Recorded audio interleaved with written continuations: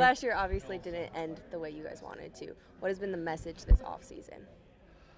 Well, I think our players control the messaging a lot of times in the locker room, so I haven't really had to make bold proclamations about what this year is going to be. I think we had a great offseason. Our four of our players played and won a national championship in 3-on-3, and Morgan got to go play overseas a couple different times, and I think I think the way last year ended has a chance to help us this year, because I think there's a bitterness about the way it ended, and kind of an acknowledgement that we can make some small improvements that can make a big difference at the end, and I'm really excited for our group. I mean, our entire group, but particularly that huge group of fourth-year players that I know has kind of a bad taste about the way last year ended.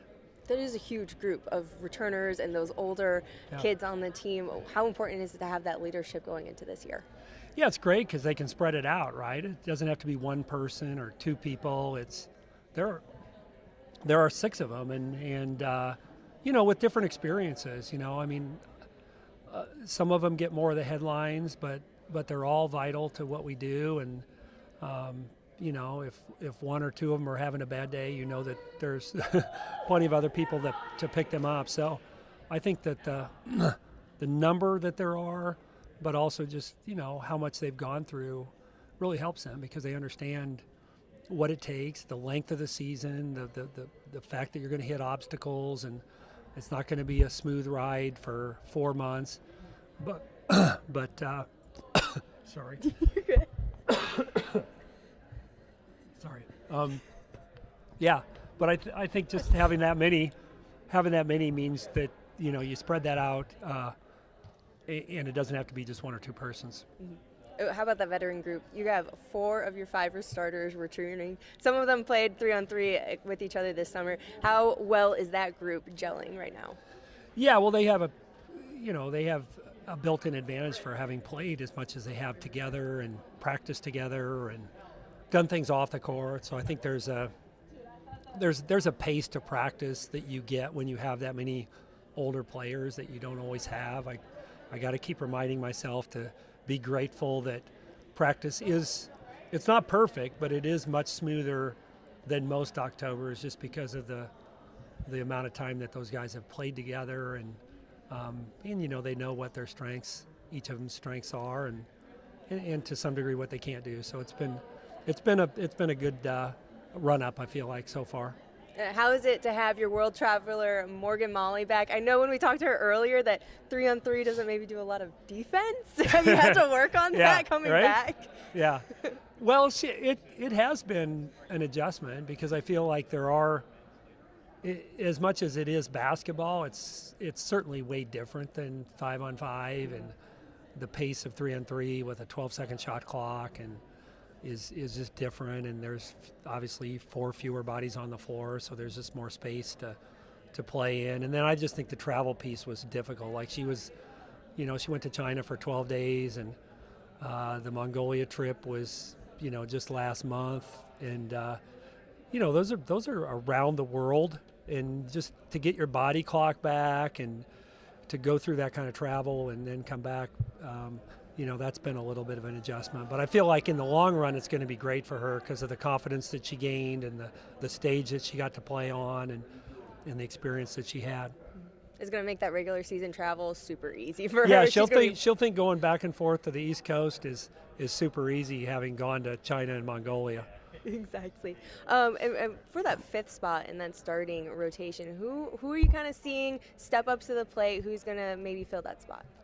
Well, I don't know for sure. I mean, everybody talks about starters, but I always talk about enders and finishers, and sometimes those are two different people.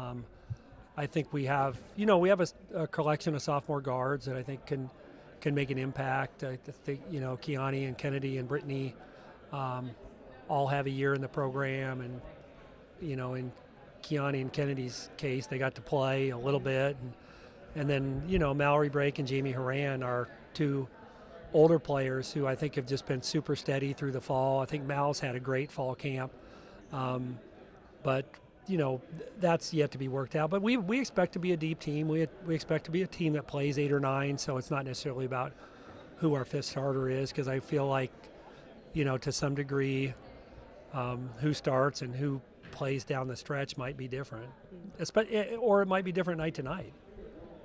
And I know it's really early, but what are you seeing as the identity of this team? I know last season it maybe took a little bit for the team to really see it, but what have you seen so far?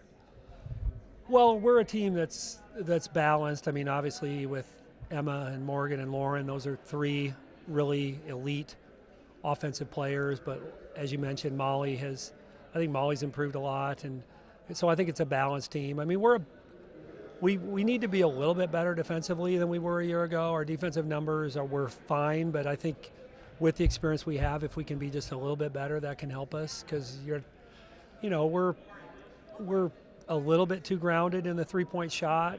We don't have the size to just throw the ball inside, so there are nights where we're not going to be quite as good on offense, and we need to be just a little bit better on the defensive end maybe than we were a year ago, and that's going to be tough because we lost 2 good defenders. But I think we're a balanced team. We're a team that shares the ball, and we're a team that I think is hard to guard. Are we going to be seeing Emma down low a lot? I know she can jack it up from beyond the arc, but are we going to see her down low as much? Yes and no. I mean, I feel like Emma played guard in high school, so she still has a guard mentality, which is part of what makes her so good, is that she's such a good inside-outside player, and I think Morgan's developed into that. Morgan's post game has come a long way since she got to college. So those 2 are going to score out of the post, but they're also, everybody's a little bit addicted to the 3-point line. I see that on this team. Right. I love it, though. Yeah. And I don't think we got to talk since last year in the national championship last year, and just all the eyes on women's basketball right now. What does that say, like, going into this season? Does it make you guys more excited, or is it a little more nerve-wracking? I think it's great. I think if you, and I've been in college basketball for a long time, and as you say, the spotlight on our sport is greater than it's ever been, and but it's probably been a long time coming, and there's been a lot of people responsible for the growth of the game and helping that, and I think, as you say, the eyes are, the media coverage, the social media coverage is greater than it's ever been, and that's great, because our players put the time in and they put the work in, and so for them to get to have that many eyeballs on what they do is neat for them, because they've put that time in.